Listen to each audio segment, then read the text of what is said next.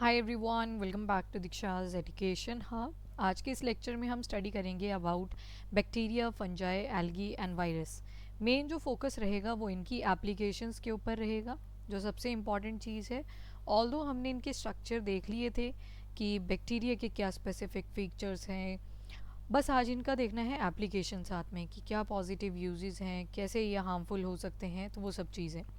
सबसे पहले अगर बात करें बैक्टीरिया की, तो आपको याद आना चाहिए किंगडम मोनेरा, जिसमें हमने बोला था कि एक तो यूनिसेल्युलर होते हैं यानी कि एक कोशिका वाले मिलेंगे, और दूसरा फीचर क्या था कि प्रोकैरियोटिक होते हैं यानी कि इनका जो न्यूक्लियस होता है वो वेल डिफाइन नहीं होता। क्या प्रेजेंट होता है इनमें? That is nucleoid.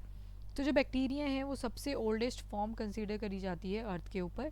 एंड ज़्यादातर जो बैक्टीरिया होते हैं यूज़फुल भी होते हैं, बट मेजॉरिटी जो होते हैं इनमें वो बीमारियां ही कॉज करते हैं।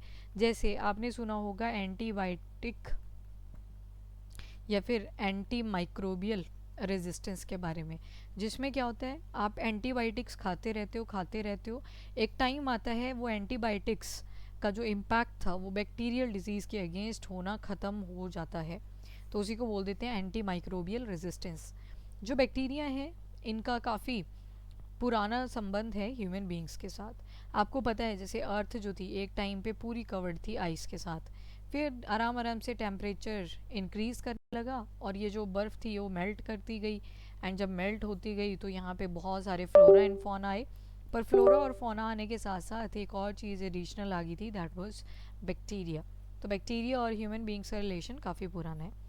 बैक्टीरिया यूनिसेल्युलर होते हैं यानी कि एक सेल वाले होते हैं, प्रोकैरियोटिक होते हैं यानी कि न्यूक्लियस जो होता है वो इनका वेल डिफाइन नहीं होता, और जो ऑर्गेनिज्म होते हैं इनके अंदर बहुत सारी ऑर्गेनेल्स भी एब्सेंट होती हैं। जैसे मैं बात करूँ अगर माइटोकॉन्ड्रिया, एंडोप्लाज्मिक रेटिक्यूलम, आपका लाइसोसोम, तो बहुत सारी ऑर्गेनेल्स थी जिनके बारे में हमने देखा था कि यूकैरियोटिक सेल्स में प्रेजेंट होता है। उसके बाद राइबोसोम एक ऐसी ऑर्गेनेल हमें मिली थी जो प्रोकैरियोटिक्स में भी प्रेजेंट होती है और यूकैरियोटिक में भी प्रेजेंट होती है।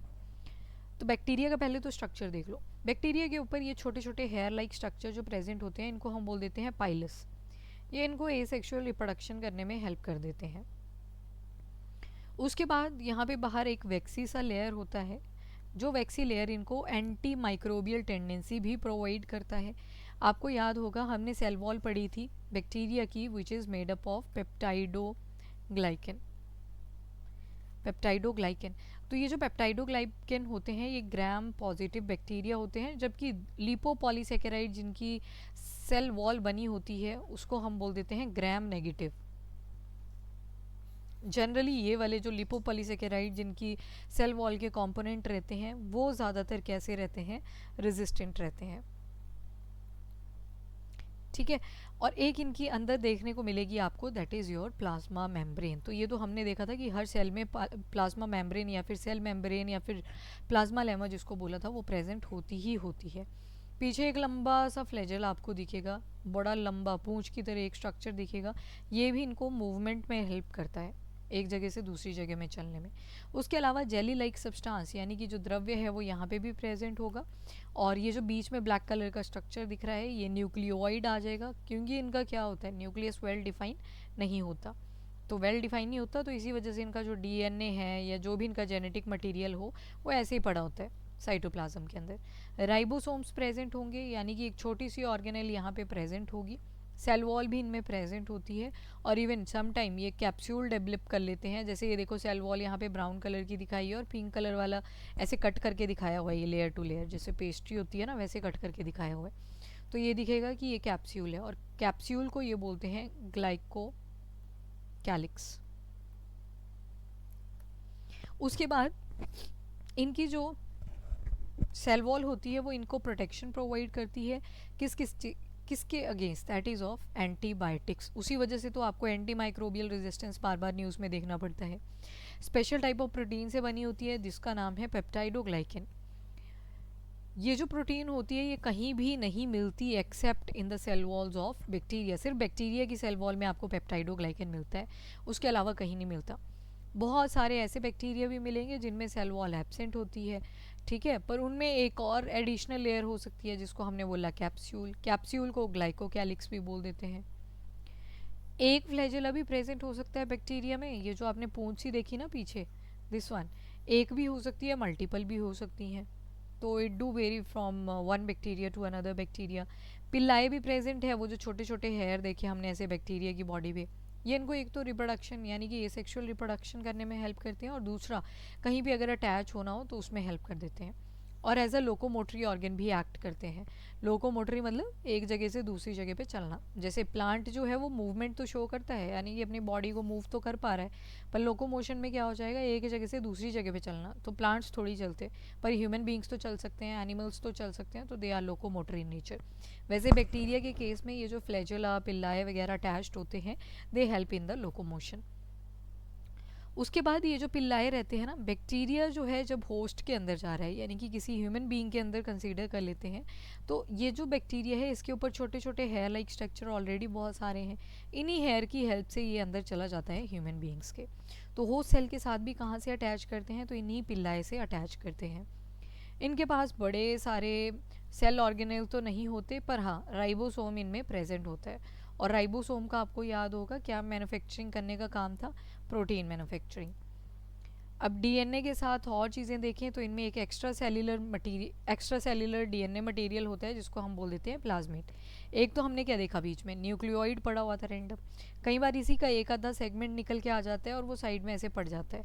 इसको बायोटेक्नोलॉजी में काफ़ी यूज़ करा जाता है, इसको एक्स्ट्रा सेल्यूलर डीएनए बोल देते हैं, या फिर प्लाज्मिड भी बोल देते हैं, प्लाज्मिड।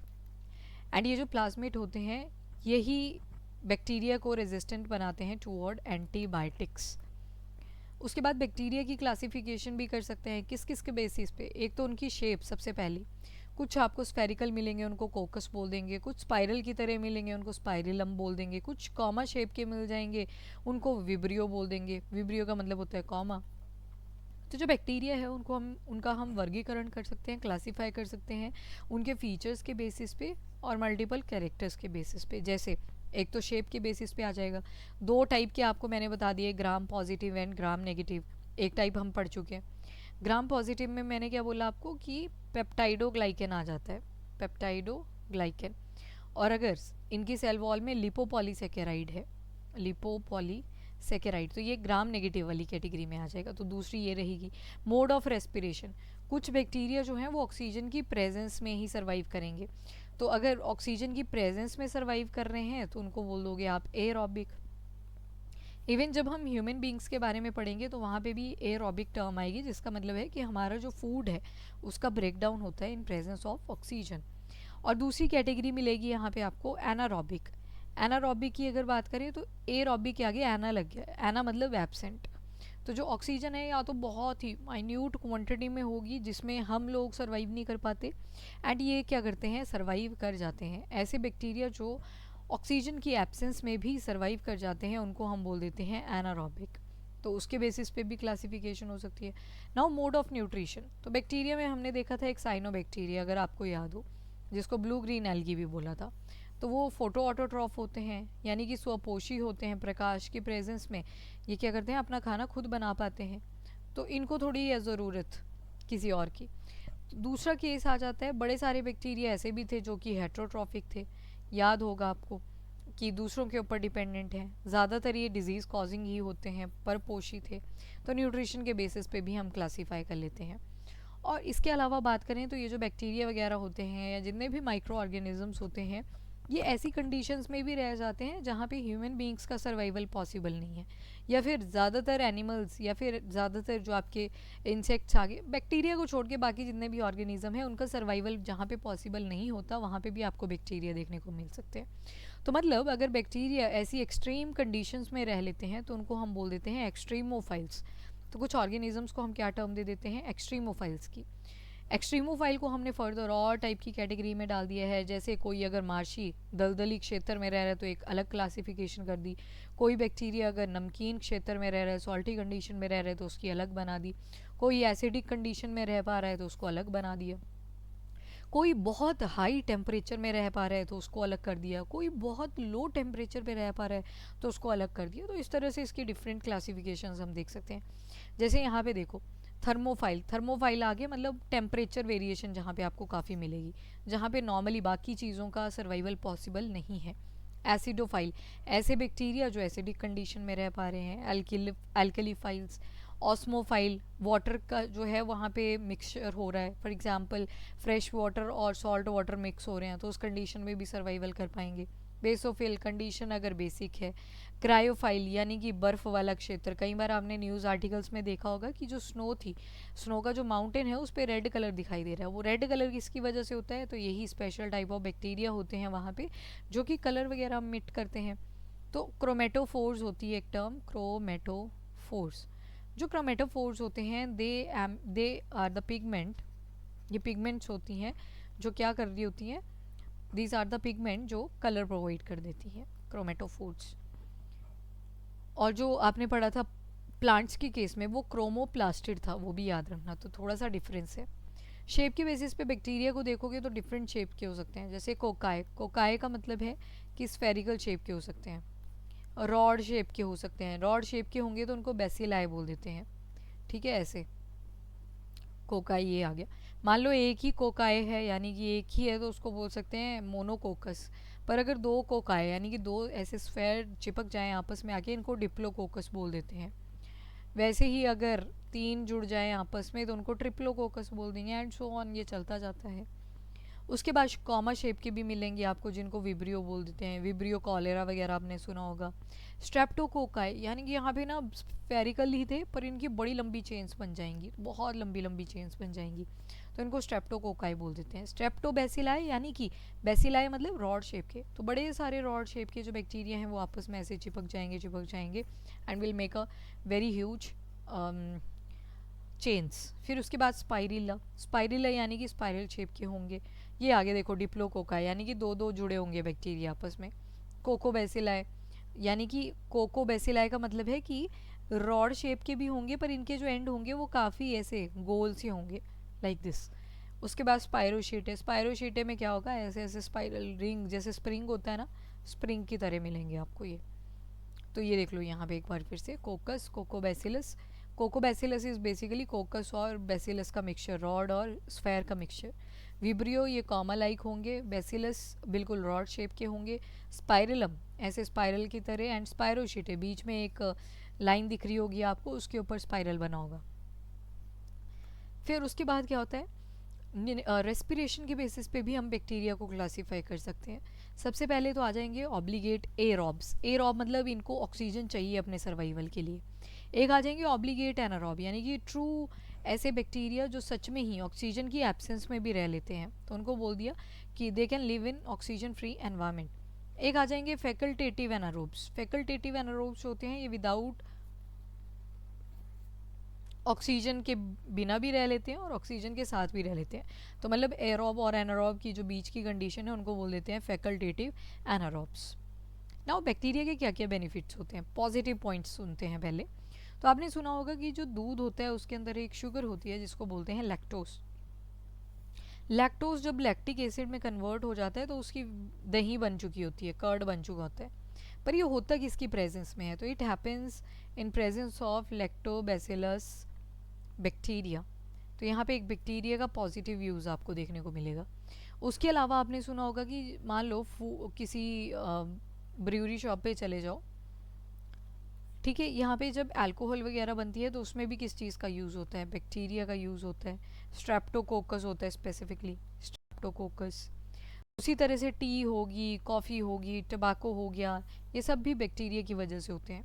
इवन आपने बेटी कॉटन सुना था, बेटी कॉटन जब आपने सुना था तो बेटी कॉटन के केस में हमने बोला था बैसिलस थ्यूरिनजेनेसिस। तो ये जो बैसिलस थ्यूरिनजेनेसिस था इसके अंदर टेंडेंसी होती है कि ये हर्बिसाइड के अगेंस्ट भी, हर्बिसाइड के अगेंस्ट प्रॉपर्टीज़ प्रोवाइड कर देता है किसी भी प्लांट को। तो हमने कॉटन के अंदर क्या ऐड कर दिया, एक बैक्टीरिया ऐड कर दिया जिससे हमें अच्छे रोल्स मिले, पॉजिटिव यूज़ मिला। डाइजेशन में भी बैक्टीरिया हेल्प करता है, जैसे आपने ई कोलाई के बारे में सुना होगा, हमारी आंतों में प्रेजेंट होती है, हमारे लिए विटामिन बी प्रिपेयर करके देती है, तो that is again a positive use. उसी तरह से बॉडी को इम्यूनिटी भी प्रोवाइड कर रही है। तो there are multiple uses of bacteria जो कि काफ़ी पॉजिटिव आपको दिखाई दे रहे हैं। उसके अलावा कई बार क्या होता है, सॉइल एक क्या होता है, जैसे बारिश हुई होती है ना, तो उसके बाद बहुत अच्छी खुशबू आती है कई बार, जिसको पेट्रिकोर बोलते हैं। उसमें भी बैक्टीरिया का ही इन्वॉल्व होता है। बैक्टीरिया एक सब्सटेंस सिक्रीट करता है जिसको बोलते हैं जैमोस्पिन करके। ठीक है, तो ये क्या होता है, ये भी बहुत अच्छी खुशबू प्रोड्यूस करता है, काफ़ी अच्छी लगती है वो, majority of the people like that particular smell. तो उसके बाद आता है एंटीबायोटिक्स बनाने में यूज़ होता है। ह्यूमन के लार्ज इंटेस्टाइन में ई कोलाई बैक्टीरिया प्रेजेंट होता है, विटामिन बी सिंथेसाइज करता रहता है। बायो रेमिडिएशन में यूज़ होता है। बायो रेमिडिएशन में क्या होता है, आपने सुना होगा दो तरह के डस्टबिन, बेसिकली तीन तरह के होते हैं वैसे तो। तीन तरह के कौन कौन से होते हैं, एक होता है जिसमें वेट वेस्ट डाला जाता है, यानी कि सब्जियाँ आ गई, ठीक है, फ्रूट्स वगैरह आ गए सड़े पड़े, वो सब डाल दिए एक साथ। एक में डाला जाता है आपका प्लास्टिक वेस्ट वगैरह। और एक होता है हजार्डुअस, जैसे कोई इलेक्ट्रिकल अप्लाइंसेस हैं वो वगैरह डाल दी, सारी चीज़ें जो विस्फोट क्रिएट कर सकती हैं, तो वो सारी चीज़ें एक अलग डस्टबिन में डाली जाती हैं। तो इसी वजह से बोला जाता है कि वेट और ड्राई वेस्ट को अलग रखना चाहिए। बायो रेमिडिएशन में क्या किया जाता है, ये जो गिल्ला कूड़ा होता है ना, इसको एक खुले एरिया में ले जाते हैं और वहाँ पे फिर बैक्टीरिया ऐड करते हैं, ऐसे बैक्टीरिया जो इस कूड़े को खा लेते हैं और कन्वर्ट कर देते हैं इनटू खाद, फर्टिलाइज़र में कन्वर्ट कर देते हैं। तो यहाँ पे एक तो अपना जो वेस्ट जनरेट हुआ था वो भी डिग्रेड कर गया, और ऊपर से हमें क्या हुआ, एक खाद भी मिल गई। ठीक है, तो ये देखो पॉजिटिव यूजेस थे ये बैक्टीरिया के। पर उसी के साथ साथ आप सुनोगे बहुत सारी डिजीज़ भी कॉज करते हैं, इन्फेक्शियस डिजीज़, जैसे pneumonia, very harmful, tuberculosis, mycobacterium tuberculosis, हर दिन ये न्यूज़पेपर में आपको मिल ही जाएगा बाय वन रीज़न और अनदर। उसके बाद आ जाएगा डिप्थेरिया। डिप्थेरिया डीपीटी का एक वैक्सीनेशन होता था बचपन में, 3 इंजेक्शन लगते थे इकट्ठे, तो वो सारे इसमें थे। साइफिलिस, टूथ डिके, ये सब कैसे होता है, बैक्टीरिया की वजह से होता है। टूथ डिके में क्या होता है, आपके दांत जो है वो थोड़े थोड़े काले पड़ जाते हैं। क्यों पड़ते हैं, क्योंकि जब हम खाना खाते हैं तो वो जो ग्लूकोज होता है या स्टार्च बोलो, जब हम खाना चबाते हैं तो कुछ खाना जो है वो दांत के साथ भी चिपक जाता है, और वहाँ पे बैठे होते हैं बैक्टीरिया। जब वो बैक्टीरिया उस शुगर को तोड़ते हैं तो दे रिलीज एसिड, और एसिड जो है वो कैल्शियम, जो जिनका हमारा दांत बना है उस कैल्शियम को कोरोड करते रहते हैं, कोरोड करते रहते हैं, और वहाँ पे ब्लैक कलर आना शुरू हो जाता है। इसके बाद आते हैं डाइटम्स, जिनको ज्वेल्स ऑफ प्लांट किंगडम भी बोला जाता है। ये ऐसी एल्गी होती है विच इज़ फोटोसिंथेसाइजिंग, यानी कि अपना खाना खुद बनाती है, स्वपोषी है ये। इसको हमने कहाँ पे पढ़ा था, ये पढ़ा था हमने किंगडम प्रोटिस्टा के अंदर। किंगडम प्रोटिस्टा के अंदर एक छोटा सा ग्रुप आता है जिसको बोलते हैं क्राइसोफाइट्स। क्राइसोफाइट्स, तो वो क्राइसोफाइट्स की कैटेगरी में आते हैं आपके डायटम। सिंगल सेल्ड होते हैं, और ज़्यादातर आपको ये हर एक एक्वेटिक एनवायरनमेंट में मिल जाएंगे, चाहे से फ्रेश या फिर मरीन वाटर में, सॉइल में। इनफैक्ट जितने भी हैं ऑलमोस्ट एनीवेयर ये मॉइस्ट होते हैं। ठीक है, मॉइस्ट एरिया जहाँ पे भी होते हैं वहाँ पे आपको डायटम्स मिल ही जाते हैं। इनकी जो सेल वॉल होती है, it is made up of silica, silica की बनी होती है। और इनके बॉडी के ऊपर, थ्रू आउट द बॉडी देखोगे आप, छोटे छोटे छेद पड़े हुए हैं, ठीक है, holes in the cell wall. इनके सेल वॉल को बोल देते हैं फ्रस्ट्यूल। इसके थ्रू ये अपना न्यूट्रिएंट एब्जॉर्ब करते हैं और वेस्ट भी इसी के थ्रू बाहर निकाल देते हैं। डाइटम जो होते हैं वो फोटोसिंथेटिक होते हैं, यानी कि अपना खाना खुद बनाते हैं, सिंगल सेल्ड हैं, और मतलब एक सेल ही पूरी बॉडी की तरह इनका एक्ट करता होता है। अब जब इनकी डेथ हो जाती है ना, तो बड़े सारे डाइटम समंदरों के बेस पे जाके डिपॉजिट हो जाते हैं, और डिपॉजिट हो जाते हैं तो इसका मतलब है इन शॉर्ट सिलिका डिपॉजिट हो रहा है। और अगर सिलिका डिपॉजिट हो रहा है तो हम ये बोल सकते हैं ना कि ये काफ़ी ग्रिटी होंगे नेचर में। ग्रिटी यानी कि खुरदरे से होंगे। ठीक है, खुरदरे से क्या फ़ायदा होगा, पॉलिशिंग वगैरह के लिए कोई चीज़ है, जैसे ये पेपर देखा होगा आपने, ग्रिटी पेपर बोलते हैं इसको। घर वगैरह जब बन रहा होता है तो पेंट गिर जाता है कई बार, तो उसको साफ़ करने के लिए पॉलिशिंग से पहले कोई चीज़ रगड़नी हो तो इसी का यूज़ किया जाता है। तो ये सब किसके बनाए जाते हैं, ये बनाए जाते हैं डाई एटम्स। ठीक है, पॉलिशिंग हो गया, फिल्ट्रेशन हो गया, oil, syrups, there are so many things जिनको इन सब चीज़ों की हेल्प से बनाया जाता है। उसके बाद आते हैं डाइनोफ्लैचेलेट्स। अगेन डाइनोफ्लैचेलेट भी आपके कहाँ पे आ जाएंगे, ये भी किंगडम प्रोटिस्टा के अंदर आ जाएंगे। ये भी ज़्यादातर मरीन प्लैंक्टन्स आपको मिलेंगे और फ्रेश वाटर हैबिटेट में भी मिल जाएंगे। आपने देखा होगा समंदरों के ऊपर कभी कभी रेड टाइड देखने को मिलते हैं, ठीक है, लाल रंग की लहरें मिलती हैं। इतने सारे ये छोटे छोटे डाइनोफ्लैचेलेट अकमुलेट हो जाते हैं and make sea appear red. इसकी वजह से जो सी होता है वो लाल रंग का दिखने लगता है। स्पेशली एग्जाम्पल आ जाएगा गोनियोलक्स। वैसे ही अगर आप देखो, कभी कभी आंध्र प्रदेश की पिक्चर आती है एक, विच इज़ एट विशाखापट्टनम के कॉन्टेक्स्ट में। तो वहाँ पे क्या होता है, ब्लू कलर का ज़्यादा आ जाता है टिंच समंदर वगैरह पे। क्यों आता है? Because of the presence of dinoflagellate named as Noctiluca. Noctiluca जो होता है वो कहाँ पे प्रेजेंट होता है? नॉक्टिल्यूका, जहाँ पे भी ब्लू कलर का पानी दिखाई देता है, काफ़ी शाइन करता है। बायोल्यूमिनेसेंस ये शो करते हैं, रात को अगर देखोगे ना आप उसको तो ऐसे लगेगा साथ में शाइन भी कर रहा है, जबकि पानी में हमें तभी शाइन करती हुई दिखेंगी चीज़ें जब उस पर लाइट पड़ रही हो, पर ये नेचुरली लाइट कर रहे होते हैं। तो उस प्रॉपर्टी को बोलते हैं बायोल्यूमिनेसेंस। बायो का मतलब होता है लिविंग एंड ल्यूमिनेसेंस का मतलब होता है लाइट। तो लिविंग ऑर्गेनिज्म जब लाइट प्रोड्यूस करते हैं तो उनको बोल देते हैं बायोल्यूमिनेसेंट। यहाँ पे एक एंजाइम भी होता है जिसको बोलते हैं हम ल्यूसीफेरेज। ये एटीपी के साथ कनेक्ट करके लाइट प्रोड्यूस करता है। याद होगा आपको, पाइसिस में भी देखा था हमने एक एंगलर फिश को, तो वो भी ऐसे ही कलर प्रोड्यूस कर लाइट प्रोड्यूस करती थी, वो भी बायोल्यूमिनेसेंस होता है। उसके बाद आता है यूग्लिना। यूग्लिना जो है वो अगली आपके यूँ कह लो कि जो फाइलम रहता है या ग्रुप बोल लेंगे स्पेसिफिकली, यूग्लिनोइड से बिलोंग करती है। इसके दो खास फीचर हैं। क्या? एक इसके पास प्लांट की तरह फीचर है और एक एनिमल की तरह फीचर है कि इसके पास ना एक ऑर्गेनेल प्रेजेंट है जिसका नाम है क्लोरोप्लास्ट। तो क्लोरोप्लास्ट हमने देखा था प्लांट्स में प्रेजेंट होती है, तो इसका मतलब है कि लाइट की प्रेजेंस में ये अपना खाना खुद मैन्युफैक्चर कर लेती है। पर जब रात का टाइम आता है, नाइट टाइम होता है, ये तो एक्टिव रहते हैं, ये थोड़ी सोते। तो नाइट टाइम जब आता है तब इसको खाना जब चाहिए होता है तब ये खाना नहीं बना पाती क्योंकि लाइट की एब्सेंस होगी, और अगर लाइट की एब्सेंस है तो इसको कहीं और से खाना लेना पड़ता है। तो ये फीचर आ गया हेट्रोट्रॉफ वाला, यानी कि एनिमल्स वाला फीचर आ गया। तो ये प्लांट की तरह भी एक्ट करती है और एनिमल की तरह भी एक्ट करती है। तो क्लोरोप्लास्ट है, ऑटोट्रॉफ इज प्रेजेंट। जब सनलाइट नहीं होती तो ये हिट्रोट्रॉफ की तरह एक्ट करती है। तो ये यूग्लिना का खास फीचर है। पर फिर इसको किंगडम प्रोटिस्टा में क्यों डाला? क्योंकि एक ही सेल है और ऊपर से इसको देखो फ्लैजेला वगैरह भी प्रेजेंट है जो नॉर्मली छोटे चीज़ों में हमें मिलते हैं। फंजाई के भी हमें पॉजिटिव नेगेटिव यूजेस देखने हैं, पर ये देखेंगे इन द अपकमिंग लेक्चर। अभी के लिए इतना ही। If you like the video, do like and share as well as subscribe the channel. Thank you everyone, keep studying, keep watching.